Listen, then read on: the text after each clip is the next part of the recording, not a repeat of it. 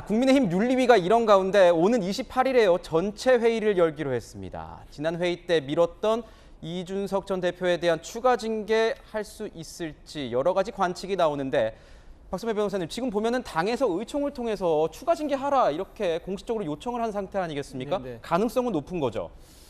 추가 징계 개시 가능성은 있어 보이긴 합니다. 앞서 지난달 22일 윤리위가 전체 회의를 열고 최근 수해 현장 실언 논란 등을 일으킨 김상원 의원 등에 대해서 징계 절차 개시를 결정 내렸습니다. 이 전체 회의를 마친 직후에 이양희 위원장이 이준석 전 대표에 대한 추가 징계는 오늘 논의하지 않았다는 취지의 발언을 합니다. 그렇지만 추후 논의 가능성을 언급했다는 해석도 나오고 있는데 이후에 지난달 27일 국민의힘이 의총을 거치면서 최고위원 체제로 돌아가지 않고 당헌 당규를 개정하면서 새로운 비대위 체제로 옮아가기를 의결하면서 최근 당에 해를 끼치는 언행에 대해 이준석 전 대표에 대한 추가 징계를 정식으로 촉구하기도 했습니다. 오는 9월 28일 전체 회의가 다시 예정돼 있는데 이 자리에서는 김상원 의원 등에 대한 본격적인 심리도 진행하겠지만 이준석 전 대표에 대한 징계 절차가 개시될지 여부도 초유의 관심 대목입니다. 사실 비대위 체제를 두고 국민의힘과 이준석 전 대표가 법적 공방이 치열하게 벌어지고 있고 아울러 이준석 전 대표에 대한 경찰 수사도 진행되고 있는 상태에서 또 다른 징계가 개시된다면 그 논란이 매우 크게 불거질 상황이라 그 부담을 안고 과연 징계 절차를 개시할지도 상당히 의문이긴 합니다. 당 윤리위원회는 당의 안전과 발전을 위해 활동하는 조직인데 정치적 고려를 전혀 안 할 수가 없겠죠. 재반 정치 상황을 고려해서 징계 절차를 개시할지 여부를 결정하지 않을까 싶습니다.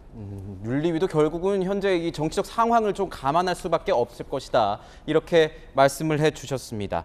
자, 이양희 윤리위원장의 이 임기 자체가 또 얼마 남지 않아서 10월까지여서 또 이 징계 절차 개시가 급박하게 이루어질 수 있다, 이런 분석도 나오고 있습니다. 자, 이를 의식한 듯요, 이준석 전 대표가 어제 SNS에 의미심장한 글을 올리기도 했습니다. 함께 볼까요? 자, 이런 겁니다. 결국 의와 불의의 싸움이 되어갑니다. 오늘 저희가 이슈 리드로 이게 뽑아본 그 제목이기도 한데, 저들이 넘지 못하는 분노한 당심의 성을 쌓으려고 합니다.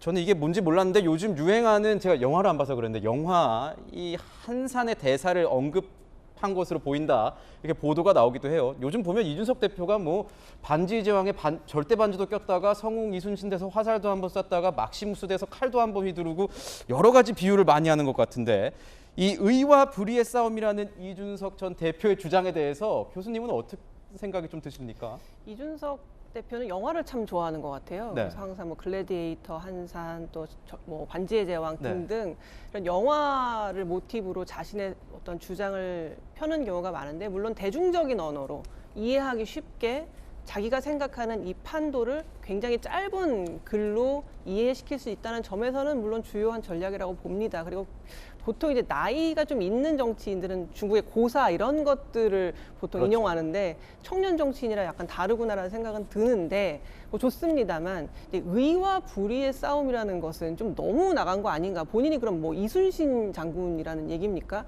그러니까 본인이 의고 상대방 윤핵관이 지금 불의라고 얘기를 하는 거겠죠. 근데 이게 바로 이제 이준석 대표가 너무 독선적이다라는 얘기를 듣는 이유가, 독선적이다. 독선이라는 것은 결국 나만 옳고 그렇게 믿고 생각하고 행동한다는 게 독선이라는 건데, 나만 옳을 수가 있겠습니까? 어떻게 현실 정치에서 절대 악도 절대 선도 없고 서로 조금씩 양보해 가면서 타협해 가는 게 바로 정치의 정의라고 생각을 하는데, 지금 이준석 대표는 내가 의다라고 정답을 완전히 정해놓고 그 이외에 어떠한 타협이나 어떠한 조정에도 거부하고 있기 때문에 사실 국민의 입장에서는 지금 윤핵관이나 이준석이나 진흙탕 싸움으로 보이지 이게 의와 불의의 싸움으로 보이지는 않거든요. 그래서 너무 좀 과하게 자신의 의롭다는 것을 믿고 있다는 생각이 좀 들고, 또 상대방이 불의라고 주장하기 위해서 너무 상대방을 악마화하는 어떤 그런 주장, 표현도 서슴지 않는 것 같아요. 물론 좀 비공개를 전제로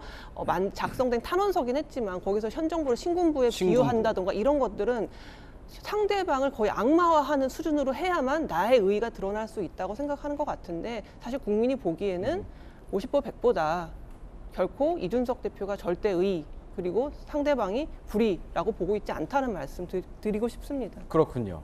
자, 당이 이렇게 혼란스럽다 보니까요. 어제 적이 오늘의 아군이 되고 어제 아군이 오늘의 적이 되는 이런 상황도 연출이 되고 있습니다.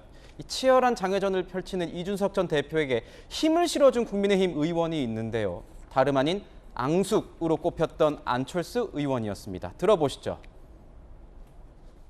이준석 전 대표도 전당대회 참여하게 하자 쪽이세요?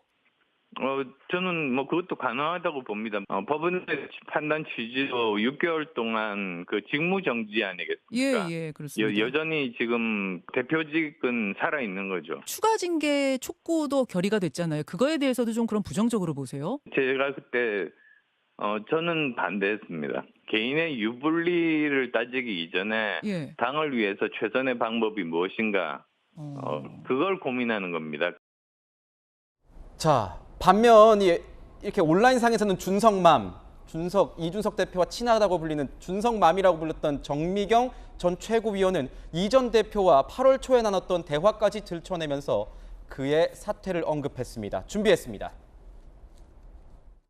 사퇴에 그런 고민을 하고 있던 차에 이준석 대표하고 얘기를 할 수 있었어요. 그렇죠. 제주도에서. 네. 네, 그래서 이제 그때 여러 가지 얘기를 했습니다. 그렇죠. 대표는 대장이잖아요. 그렇습니다. 그럼 대장부의 길을 가야 되는 거거든요. 네. 그러니까 당을 상대로 네. 그 가처분하는 건 저는 절대 안 된다 했어요. 그때 나왔던 얘기 중에 하나가 네. 이준석 대표 말이 이제 네. 가처분에서 인용되면 네. 사퇴할 수 있다는 입장을 본인이 얘기했죠.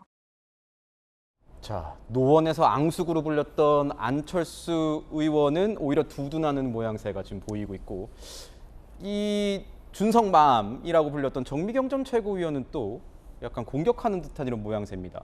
자, 이준석 전 대표는 이 정미경 전 최고위원의 발언에 대해서 그건 8월 초에 만났을 때 한 얘기였다. 그때 상황이랑은 다르다. 즉각 반박을 했습니다. 그러면서 장제원 의원과 통화한 후에 정미경 전 최고위원이 사퇴를 했다 이렇게 폭로를 하기도 했습니다. 그러니까 결국은 그 사퇴 뒤에도 윤핵관에 이런 의중이 들어가 있었다 이런 건데 어떻게 보십니까, 의원님?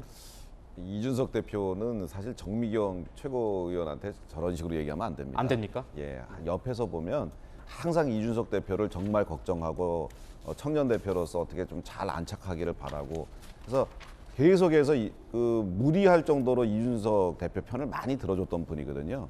그런데 지금 이 상황에서 뭐 가처분 신청 뭐 이렇게 내고 이런 상황에서 더 이상은 나가면 안 된다라고 하는 정말 그 이준석 대표를 정말 사랑하는 마음으로 정미경 최고가 저 얘기를 한 거거든요. 가처분 인용되면 어떡할 거냐. 지금 이준석 대표의 뜻대로 그게 밝혀지면 어떻게 될 거냐. 그러면 내가 정당성을 확보했으니 나는 사퇴하겠다. 그런 얘기를 한 거였거든요. 그런데 사실 그 얘기할 때 이준석 대표도 이 가처분이 인용될 줄 몰랐던 거예요.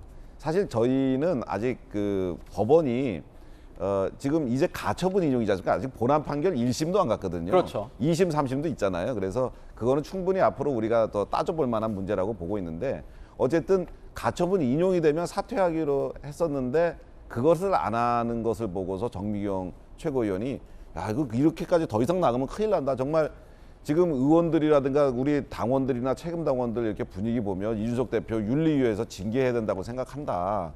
당신 그 윤리위에서 해갖고 출당 조치 때문에 정말 어떡하냐. 이런 안타까움으로 얘기를 하는데 이 대표는 지금 한마디도 숙이지 않고 오히려 본인의 정당성을 주장하면서 이제 정미경 최고까지 마치 권성동 원내대표나 장제원 의원하고 뭔가 얘기를 하고 나서 짜고서 하는 거 아니냐라는 식의 그 뉘앙스를 풍기는데 그래서는 저는 절대 안 될 거라고 생각을 하고요. 사실 하여튼 뭐 이런 여러 가지 상황이 벌어진 것에 대해서 제가 참 국회의원의 한 사람으로서 네. 국민들 앞에 오늘은 좀 죄송하다는 말씀 드리고 말을 맺고 싶습니다. 네, 이항수 의원님께서 시청자 여러분들을 향해서 지금 사과의 뜻을 표했습니다.